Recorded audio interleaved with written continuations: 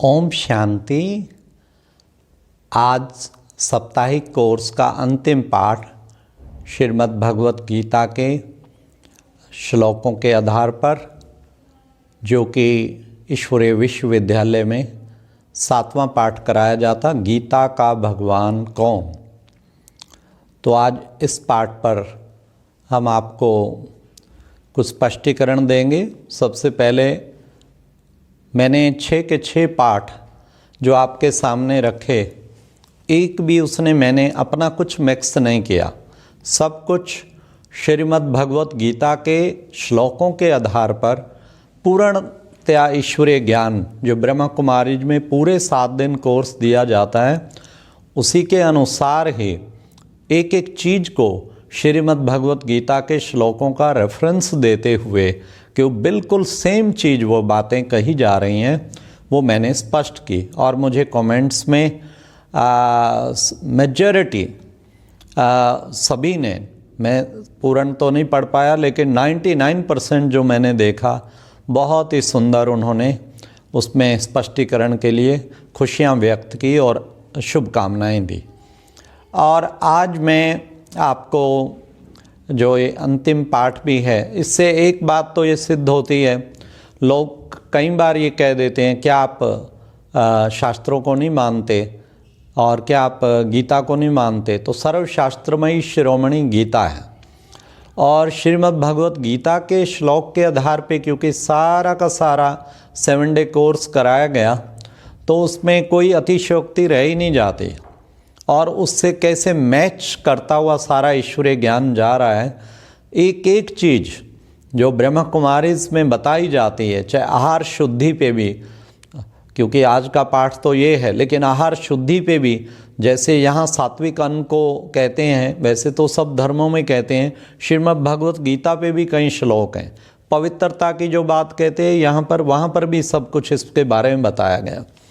अब आज का विषय गीता का भगवान कौन। आपको मैं एक बात स्पष्ट करना चाहूँगा, श्रीमद् भगवत गीता के 701 श्लोक हैं, और 701 श्लोक में लगभग पूरे 575 श्लोक में, उसमें श्री भगवानो वाच, श्री भगवान परमात्मा का जो नाम है, कई जगह 20 श्लोक ऐसे हैं जिसमें ईश्वरो वाच, ईश्वर बोले, कई जगह परमेश्वर, कई जगह योगेश्वर, कई जगह महेश्वर।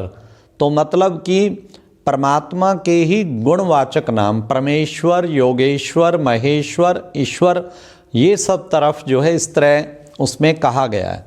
परंतु कहीं भी किसी एक भी श्लोक में कृष्ण भगवानो वाच ऐसा नहीं कहा गया है। हाँ, श्री भगवानो वाच तो हर श्लोक में है, लेकिन कृष्णो वाच हो या कहीं भी कृष्ण का एक भी श्लोक में ना ईश्वर वाच आया है, परमेश्वर वाच आया, योगेश्वर वाच, महेश्वर जो सबसे बड़ा ईश्वर, तो ये आया है। तो इससे हम स्पष्ट होता है कि परमपिता परमात्मा वास्तव में कौन है। और जैसे कि पहले ही उसमें स्पष्ट उन्होंने अपना परिचय दे दिया, हाँ, कि ना मुझे देवता जन जानते, ना मुझे महर्षि जन जानते, मैं जो हूँ जैसा हूँ अपना परिचय स्वयं आकर आप देता हूँ, और ज्योतिषाम अपि ज्योति, मैं ज्योतियों का भी ज्योति हूँ। ये श्रीमद् भगवत गीता के विभिन्न रेफरेंस श्लोक मैंने बताए, उसमें परमात्मा ने अपना परिचय स्पष्ट किया कि इन नेत्रों से तो मुझे देख भी नहीं सकते। श्री कृष्ण महाराज जी को तो हम देख सकते हैं, उनका पूरा साक्षात्कार कर सकते हैं, लेकिन वो इन नेत्रों से नहीं दिखाई देता। तब उन्होंने कहा, मैं तुम्हें, अर्जुन को कहा, तुझे दिव्य नेत्र देता हूँ, उससे तुम मुझे देख पाएंगे, और मैं कितना तेजोमय हूँ, हर चीज़ में उन्होंने ये कहा। उससे एकदम स्पष्ट है कि वो ज्योतियों का भी ज्योति है, और वो जन्म अजन्मा कहा है, मैं जन्म मरण से न्यारा हूँ। तो वो सब बातों से एकदम स्पष्ट होता है कि वो निराकार ज्योति स्वरूप ज्योति बिंदु है, और इसी को सब धर्मों ने एकदम स्वीकार किया। भगवान वो जिसको सारा विश्व स्वीकार करे। आप देखेंगे हमारे हिंदुज़म में भी हर जगह शिवलिंग, जिसको ज्योतिर्लिंगम कहते हैं, और आरती उतार के ज्योति पे वो करते हैं, तो वहाँ पर भी आप देखेंगे उसको किसी न किसी रूप से माना गया। चारों ओर शालिग्राम जो आत्माओं का सूचक, और बीच में शिवलिंग परम पिता परमात्मा का सूचक, लिंग माना ही चिन्ह है, शिव का चिन्ह है, और कई जगह उसे ज्योतिर्लिंगम भी कह देते हैं। हिंदुइज्म में भी पूरे के पूरे 12, जैसे कि मैंने सेकंड पार्ट में बताए थे, 12 शिवलिंगम सब जगह हमारे जो मुख्य तीर्थ स्थान है वहाँ उसका यादगार बना है। और आप देखेंगे गुरु ग्रंथ साहिब में भी उसी को एक ओंकार कहा है, निराकार कहा है, कि वो सतनाम कर्ता पुरख निरपाओ निर्वैर। आप देखेंगे सारा उसका ही अजूनी साहब जो जूनियों में नहीं है, जन्म मरण से न्यारा है, एकदम स्पष्ट किया है उसमें भी। और फिर आप देखेंगे मुस्लिम भी गॉड अल्लाह नूर है, उसको नूर कहने में उन्हें कोई आपत्ति नहीं है। क्रिश्चियन को भी गॉड इज़ लाइट, उसके लिए किसी को कोई आपत्ति नहीं है, और सारा विश्व उसको मानता है। तो गीता का भगवान केवल हिंदुओं का नहीं है, सारे विश्व का है, सारे विश्व का पिता है। और ये चीज़ गीता से भी सिद्ध होती है, वो विश्व के कल्याण के लिए धरती पर अवतरित होता है। जब जब धर्म की गलानी होती है, केवल ये नहीं भारत में धर्म गलानी, उसका तो सारा वसुधैव कुटुंबकम की शिक्षा गीता में हमारे लिए भी है। तो वो खुद तो सारे ही वसुधैव का, सारे विश्व का कल्याणकारी है। इसलिए परमात्मा जो है वो ज्योति स्वरूप, ज्योति निराकार ज्योति स्वरूप शिव परमात्मा कैसे आकर के जब धर्म की गलानी होती है, आके अधर्म का बोलबाला होता है, तब आके वो अधर्म का विनाश करा के सत धर्म की स्थापना करते हैं। तो वास्तव में वही कार्य इस वक्त धर्म गलानी का टाइम है। और युगे युगे दोनों युगों के बीच में, एक तरफ कलयुग और एक तरफ सतयुग आ रहा, उसके बीच में वो आके एक तरफ सब धर्मों का विनाश करा के और फिर सत धर्म सतयुग की स्थापना परमात्मा शिव करते हैं। तो एक तरह से ये एक बात जचती है। फिर आप देखेंगे कि पूरे श्रीमद् भगवत गीता के अधिकतर जो शिक्षाएं मिली हैं अहिंसा पे, उसका सबसे बड़ा श्रीमद् भगवत गीता का संदेश है अहिंसा परमो धर्म। तो आप ही सोचिए युद्ध हिंसक कैसे हो सकता है उसका कोई आध्यात्मिक अर्थ तो जरूर होगा, लेकिन इसका मतलब ये नहीं है। आप मान लो कई चीज़ें ऐसे होते हैं, कई मुहावरे टाइप होते हैं कि हम तुम्हें नैनो के तारे दिखा देंगे। हाँ, वो तो सचमुच आसमान के तारे तोड़ के ले आता है, मतलब असंभव काम कर देता है। कुछ बातें ऐसी अलंकारिक होती हैं, बाकी युद्ध की शिक्षा श्रीमद् भगवत गीता में भी नहीं है। मैं बता रहा था 701 श्लोक में, 575 श्लोक में ईश्वरोवाच, परमेश्वरवाच, योगेश्वर, महेश्वर, और 85 श्लोक में अर्जुन वाच है, और 41 श्लोक में संजय वाच है, एक श्लोक धृतराष्ट्र वाच है। तो कहीं भी कृष्ण वाच ऐसा कहीं भी एक भी श्लोक में नहीं आया है। तो यहाँ परम पिता परमात्मा शिक्षा देते हैं कि तुम सब आत्माएं जो ज्ञान को अर्जित करती हो, तो अर्जुन की तरह, जैसे कि ज्ञान को अर्जुन करने वाली। तो ये एक बात हमें थोड़ा सा स्पष्ट होनी चाहिए। अहिंसा की बात सुनिए अब 10वें अध्याय में 5वां श्लोक, अहिंसा समता तुष्टिस्तपो दानम यशो अयशा भवन्ति भावा भूतानाम मतेव प्रतगविधा। मतलब अहिंसा वैल्यूज बताइए, अहिंसा सबसे पहली बताइए, अहिंसा, फिर समता समदृष्टि जिसे कहें, फिर संतोष संतुष्टि, फिर तप, फिर दानम दान, फिर यश अर्थात कीर्ति, और फिर अपयश, दोनों यश अपयश में एक समान रहना। और फिर ये कहा परमात्मा ने कि ये नाना प्रकार के भाव प्राणियों में मेरे प्रति ही उत्पन्न होते हैं और मुझसे ही प्राप्त करते हैं।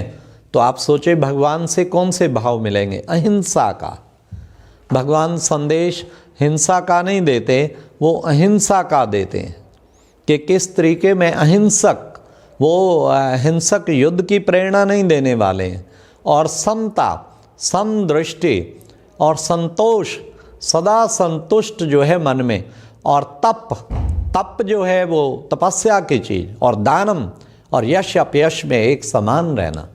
कितनी क्लियर बात है। अहिंसा माना है किसी को जरा भी दुख ना देना। क्या आपका मन मानता है भगवान हिंसक युद्ध कराएंगे? नहीं नहीं, वो युद्ध है जरूर, लेकिन वो दूसरा युद्ध है, वो विकारों से युद्ध है, ना कि इस प्रकार का युद्ध है। सभी जगह, एक जगह नहीं कई जगह श्लोक में फिर अहिंसा की बात कही। 13वें अध्याय के 7वें श्लोक में अमानित्वम दाम्भित्वम अहिंसा क्षांतिर्राजवम आचार्य उपासनम शौचम स्थैर्यम आत्मनिग्रह। मतलब क्या है? अमानित्वम मतलब श्रेष्ठता का भी अभिमान के अभाव, दंभाचरण का अभाव, और फिर अहिंसा, किसी को जरा भी दुख ना देना, और फिर उसके बाद क्षमा भाव, और फिर मन वचन कर्म से सरलता, और आचार्य अपने वरिष्ठ जनों का, गुरुजनों का पूजन जैसे, उनके प्रति रेस्पेक्ट, और सोचम अंतःकरण की शुद्धि, और स्थिर मन स्थैर्यम, और अपना आत्मा इंद्रियों का विनिग्रह, तो ये का निग्रह जो है होना चाहिए, उस पर कंट्रोल, संयम। तो ये सारी आप देखेंगे वैल्यूज़ हैं, वैल्यूज की शिक्षा दी गई है। कहीं भी हिंसा की शिक्षा श्रीमद् भगवत गीता में नहीं दी गई है। वैल्यूज की, हाँ, अहिंसा की शिक्षा बार बार दी गई है। और कितना जबरदस्त बात है, अहिंसा और फिर का क्षमा भाव। अब आप सोचिए, क्षमा और अहिंसा मतलब जरा भी मुझे हिंसा किसी को नहीं देनी, मन से भी दुख देने के लिए श्रीमद् भगवत गीता में मना किया है। और आप बताओ, ऐसे कोई भगवान इस तरह नहीं कि 18 अक्षौणी सेना को ख़त्म करने के लिए कोई ऐसी शिक्षा भगवान देंगे? नहीं, ऐसा नहीं है। और आप देखेंगे क्या उसका लास्ट में भी, भगवान तो सर्वशक्तिवान है, वो तो स्वयंभू सर्वशक्तिवान। तो आप सोचिए कि जब लास्ट में सब कौरव मारे जाते हैं, सब कुछ हो जाता है, तब पांचों पांडव को लेके, हाँ, श्री कृष्ण महाराज जी को दिखाया है कि वो जाते हैं धृतराष्ट्र के पास, और द्रौपदी भी वहाँ पर, कुंती भी खड़ी होती है, और वहाँ पे जो है वो कहते हैं इन्हें आशीर्वाद दीजिए, और युधिष्ठिर को और इनको आशीर्वाद दें ताकि आगे राज करें, आखिर तो आपके बच्चे हैं। युधिष्ठिर को वो गले लगाता है तो सोचता है इसने तो किसी का कुछ नहीं बिगाड़ा, लेकिन भीम को जब लगाता है तो उसके मन में ऐसी भावना आ जाती है प्रतिशोध की कि इसने मेरे 1000 बच्चों को ख़त्म किया है। इसलिए वो श्री कृष्ण जी इशारा कर देते हैं, क्योंकि उन्हें दिखाई तो देता नहीं, और लोहे का पुतला आगे कर देते हैं, और वो लोहे के पुतले को भी ऐसा दबोचता है कि लोहे के पुतले को तोड़ के फेंक देता है, और वो सोचता है मर गया। फिर उसके बाद प्रायश्चित करता है, कुंती मुझे माफ़ कर दो, मैं भीम को मार दिया, भीम को मार दिया। फिर वो बताती है नहीं, भीम मरा नहीं है, और है मरा नहीं है।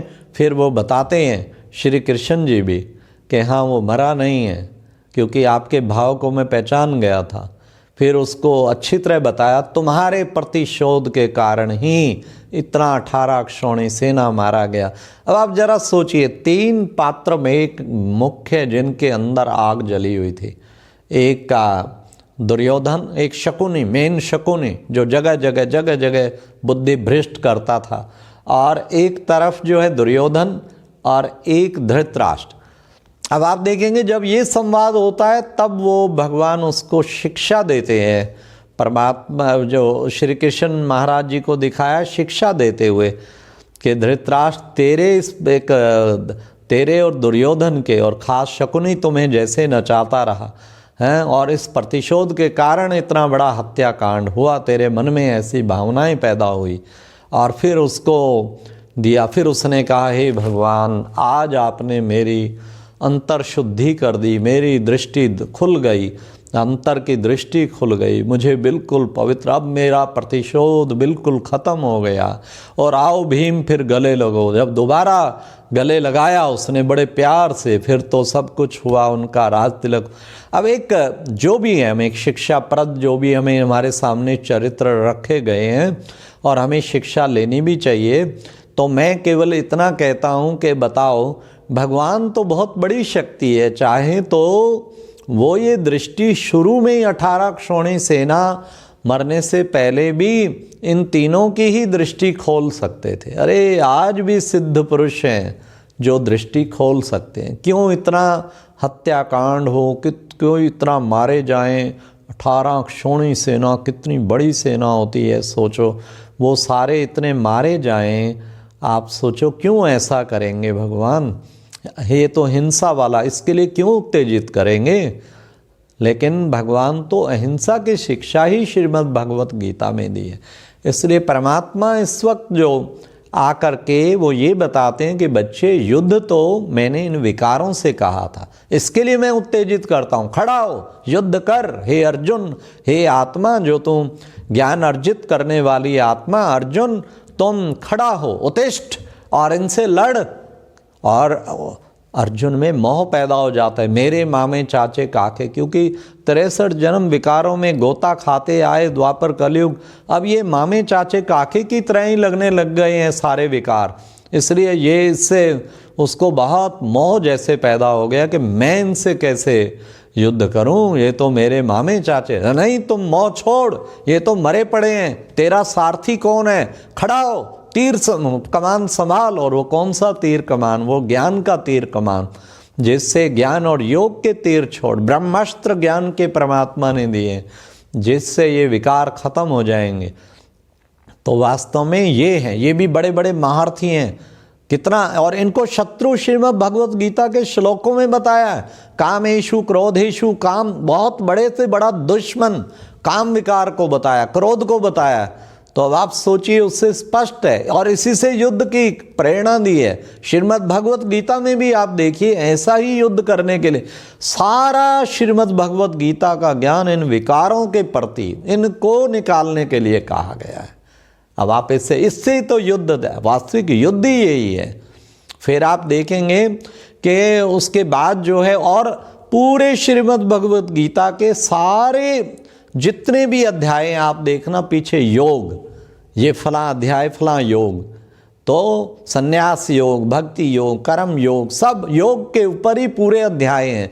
तो श्रीमद् भगवत गीता योग शास्त्र है, युद्ध शास्त्र नहीं है। हर श्लोक में युद्ध की बात होती है, हर श्लोक में योग की बात है। योग पे 91 श्लोक हैं श्रीमद् भगवत गीता में। तो अब आप सोचिए, इससे स्पष्ट है।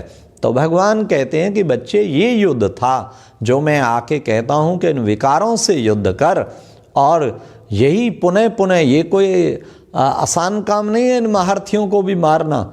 ये जो 5 विकार रूपी, यही दुर्योधन दुशासन सारे रूप धारण किए हुए हैं, इनको मारना भी कोई आसान काम नहीं है। लेकिन भगवान कहते तू हिम्मत कर, मैं तेरे साथ हूँ, ये तो मरे ही पड़े हैं, तू बस एक बार हिम्मत तो कर।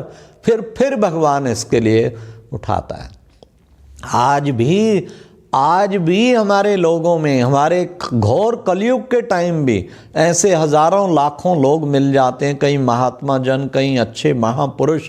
और ब्रह्मा कुमारीज में भी मैं कम से कम हजारों को ऐसा पर्सनली जानता हूँ। उनको कोई कितना बुरा कर दे, कितना कुछ कर दे, लेकिन वो क्षमा के सागर बने हुए हैं। हमारी सारी दादियाँ, हमारी सारी बड़ी बहनें, कैसे कैसे कई लोग आते हैं, व्यवहार कर जाते हैं, लेकिन वो क्षमा का सागर, जरा भी बदले की भावना नहीं आती। और हैं क्या, यही तो नैतिक मूल्य। गीता, श्रीमद् भगवत गीता में 26 वैल्यू नैतिक मूल्यों पे बताया है। सारा नैतिक मूल्यों से भरा हुआ ज्ञान है कि इनको अपना, तुम सदा क्षमा का भाव रख, अपकारी पे भी उपकार। आप देखिए, अपकारी पे भी उपकार कर। आप नेक्स्ट श्लोक फिर आप देखो, अपकारी पे उपकार, क्रोध ना करने पे स्पष्ट कहा है। 16वें अध्याय के दूसरे श्लोक में क्या कहा है? उसमें स्पष्ट कहा है, अहिंसा सत्यम क्रोधस्त्यागा शांतिर्पेशुनम। अच्छा, और उसके बाद दया भूतेष्व लोलुप्त्वम मार्दवम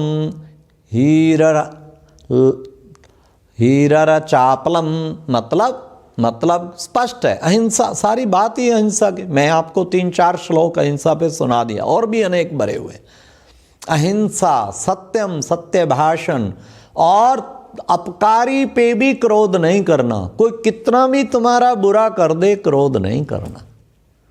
अब आप बताओ, आप कह सकते हैं कि क्रोध जो है उसमें क्रोध मुक्त थे क्या? जगह जगह किस तरीके से क्रोध दिखाया है कि अब तुझे नहीं छोड़ूंगा, अब बिल्कुल किस तरीके, कई जगह क्या कितना हिंसा और कितनी क्रोध भावनाएं दिखाई हैं। तो ये चीज़ें को तो जीतने के लिए उसने कहा ही है, श्रीमद् भगवत गीता में कहा है। इसलिए 16वें अध्याय के दूसरे श्लोक में स्पष्ट कहा है ये बात कि अहिंसा और सत्य भाषण, मतलब आपका प्रिय बोलना हो, और अपकारी करने वाले पे भी क्रोध नहीं करना, और किसी का निंदा नहीं करना, बोलो इतना भी कहा है। दया, फिर दया भी, और किसी भी इंद्रियों के अधीन नहीं होना है। कितना स्पष्ट हर चीज़ क्लियर की है। तो अहिंसा की बात इसमें भी क्लियर आ जाती है। इसी प्रकार 17वें अध्याय के 14 नंबर श्लोक में बिल्कुल स्पष्ट कहा है, देव द्विज गुरु प्राज्ञ पूजनम शौचम आर्जवम ब्रह्मचर्यम अहिंसा च शरीरम तपुच्यते। कितना स्पष्ट कहा है।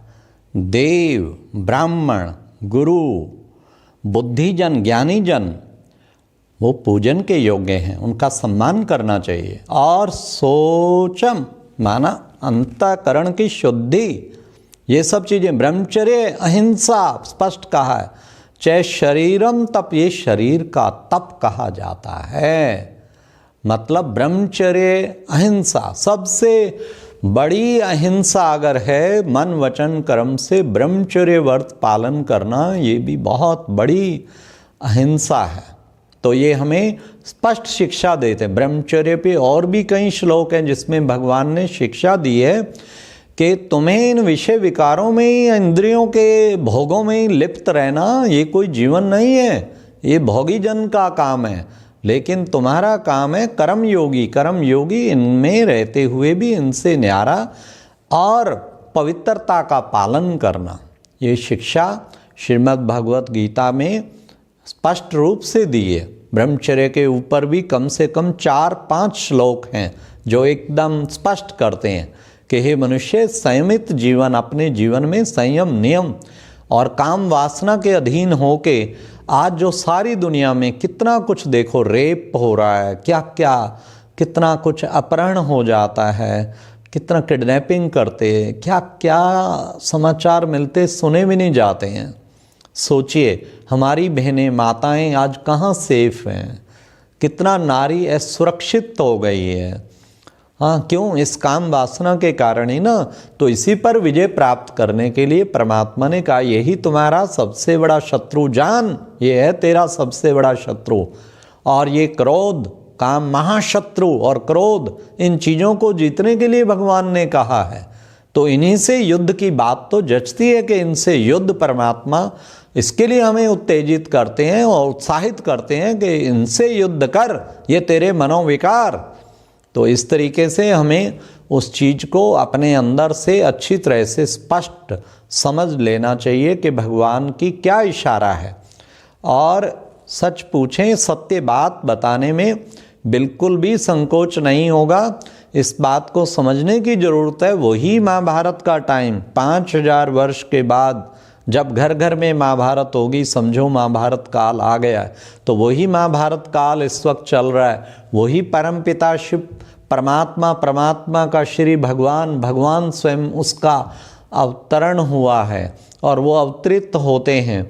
और आके जैसे हमने बताया कैसे रथ कोई घोड़े गाड़ी का रथ भगवान को नहीं चाहिए, वास्तव में शरीर रूपी रथ, क्योंकि वो तो खुद निराकार है, ज्योति स्वरूप है। तो वो किसी तन में तो आएंगे, तब तो उसमें स्पष्ट जो पीछे श्लोक में बताया था, अवजानंती मूढ़ा, मैं साधारण मानुषी तनुम आश्रितम, साधारण मनुष्य तन में मैं कैसे आता हूँ तो उसमें जो है आम लोग मेरे को पहचानते नहीं, साधारण मनुष्य समझ के। श्री कृष्ण महाराज कोई साधारण मनुष्य नहीं थे, तो भगवान शिव परमात्मा कैसे पिता श्री ब्रह्मा एक साधारण मनुष्य तन में अवतरित होके उस शरीर रूपी रथ में सवार होके इस वक्त ईश्वरीय ज्ञान, वही श्रीमद् भगवत गीता का ज्ञान, वो गीता ज्ञान इस वक्त दिया जा रहा है और वो दे रहे हैं। और उसको सुनने वाले आत्माएं, आत्मा रूपी अर्जुन, उसको कहते हैं इन विकारों से युद्ध कर, इन पे विजय प्राप्त कर, मैं तुम्हारे साथ हूँ। और वो साथ दे के सचमुच उस पर विजय प्राप्त करा रहे हैं। तो ये है सत्य ईश्वरीय ज्ञान, तो गीता ज्ञान। तो मैं सभी को शुभ प्रेरणा देना चाहूँगा। इस पाठ के बाद फिर 21 अगस्त को एक प्रश्न उत्तर का सेशन होगा। जो भी कमेंट्स में क्वेश्चंस कुछ मिले हैं उन क्वेश्चंस का जवाब दिया जाएगा। और फिर उसके पश्चात जो है, जो श्रीमद् भगवत गीता, जो भगवान इस वक्त आके गीता ज्ञान सुना रहे हैं पिता श्री ब्रह्मा के मुख माध्यम के द्वारा, तो उस रथ के द्वारा, तो वो ईश्वरीय महावाक्य, उनको हम मुरली कहते, ईश्वरीय महावाक्यों को, वो ईश्वरीय ज्ञान के महावाक्य जो सचमुच वो भी पूरा का पूरा शास्त्र सम्मत, बिल्कुल श्रीमद् भगवत की शिक्षाओं के अनुसार आप देखेंगे जो यादगार शास्त्र बना है उससे बिल्कुल सम्मत है। तो भगवान आके पुनः वो गीता ज्ञान दे रहे हैं। तो मैं यही शुभ आप सब से निवेदन करूँगा कि आप अपने नियरेस्ट किसी ब्रह्मा कुमारी सेंटर, जिसका नाम ही ईश्वरीय विश्वविद्यालय, जो स्वयं ईश्वर ने स्थापन किया है, तो वहाँ पर आप कहीं भी संपर्क करके इस ईश्वरीय ज्ञान और योग को सुने। और जो भगवान इस वक्त श्रीमद् भगवत गीता का सत्य गीता ज्ञान दे रहे हैं उसको आप अवश्य ग्रहण करें, ऐसी मेरी शुभकामना है। और मैं साथ साथ ये भी बताना चाहूँगा कि जितने भी आदि सनातन धर्म के हमारे भारत में रहने वाले, चाहे भारत से बाहर रहने वाले, वो ये कभी ना समझें कि हम श्री कृष्ण जी को नहीं मानते। प्रजापिता ब्रह्मा कुमारी ईश्वरीय विश्वविद्यालय के 12 लाख भाई बहनों की जितनी श्रद्धा श्री कृष्ण में है किसी में भी नहीं है। आपको जानकर हर्ष होगा, जैसे यहाँ श्री कृष्ण महाराज जी का चित्र रखा है, हमारे सेंटरों पे बहुत भव्य सजाकर 16 कला संपूर्ण निर्विकारी सर्वगुण संपन्न श्री कृष्ण महाराज कुमार निकट भविष्य में सतयुगी सृष्टि में आ रहे हैं और स्वर्ग का गोला हाथ में लिए हुए। तो हम ऐसा नहीं है कि नहीं, हम बल्कि ये मानते हैं पूरी सृष्टि में श्री कृष्ण महाराज जैसा कोई भी नंबर 1 पाठधारी साकार सृष्टि में वो है। और वो 16 कला संपूर्ण, उनसे ऊपर कोई नहीं है साकार सृष्टि में। इसलिए हम उसको मानते हैं, हम अच्छी तरह से मानते हैं। ये अलग बात है, श्री कृष्ण को भी श्री कृष्ण बनाने वाला वो परम पिता परमात्मा निराकार ज्योति स्वरूप, वो उसको उसी के स्थान पे रखते हैं। वो तो इन जन्म मरण से न्यारा है, अजन्मा है और परम धाम निवासी है। वो धर्म गलानी के टाइम आता है और जो आके ईश्वरीय गीता ज्ञान देता है उसको जो आत्माएं धारण करती हैं, सबसे नंबर 1 धारण करने वाली आत्मा श्री कृष्ण महाराज के रूप में प्रकट होती है, आगे आती हैं, सतयुगी दुनिया प्रारंभ करती हैं। तो ये बात एक स्पष्ट, हमारे यहाँ ऐसा नहीं है। हर बीके भाई बहन, समर्पित भाई बहनों को तो बैज भी मिला होता है। मुझे भी बैज अगर आप देखेंगे, श्री लक्ष्मी नारायण, श्री कृष्ण श्री राधे ही स्वयंवर के बाद श्री लक्ष्मी नारायण। और समर्पित भाई बहनें, खासकर समर्पित भाइयों के माउंट आबू से बैज मिलता है श्री कृष्ण महाराज वाला, गोले को उठाए हुए। हम सबका लक्ष्य ये है, हमें श्री कृष्ण समान 16 कला संपूर्ण निर्विकारी सर्वगुण संपन्न बनना है। जैसे वो सदा हर्षित मुक्त है, हमें भी वैसा ही बनना है। ऐसा हम उसको अच्छी तरह से, उसके प्रति रिस्पेक्ट, श्रद्धा हर भाई बहन के अंदर बहुत अधिक है। लेकिन क्या ऐसे कर्म करें जो हम ऐसा बने, उसके लिए भगवान आके कहते मन मना भव, तू मेरे से योग लगा जिससे तेरे अंदर सारे दैवी गुण आ जाएंगे। माम नमस्कुरु, एक तू मेरे प्रति नमस्कार करने वाला बन। मद भक्तो भव, तू मेरा ही भक्ति करने वाला बन। तो कितना उन्हें मेरे प्रति मतलब पूर्ण श्रद्धा रख, खुद को आत्मा समझ के, और मुझ ज्योति परम महाज्योति परम पिता परमात्मा से योग लगाएगा तो सचमुच तू दैवी गुणों वाला श्री कृष्ण समान ऐसा देवता बन जाएगा। तो ये एक बड़े अच्छी तरह से मैं स्पष्ट करना चाहूँगा कि इस तरह हमारी श्रद्धा पूरी है, लेकिन कैसे वैसा बने, कैसे कृष्णपुरी में जाएं, कोई हमसे पूछता है तो हम लक्ष्य यही बताते हैं, श्री कृष्णपुरी में जाना ही हमारा जीवन का ध्येय है। अच्छा, ओम शांति शांति शांति।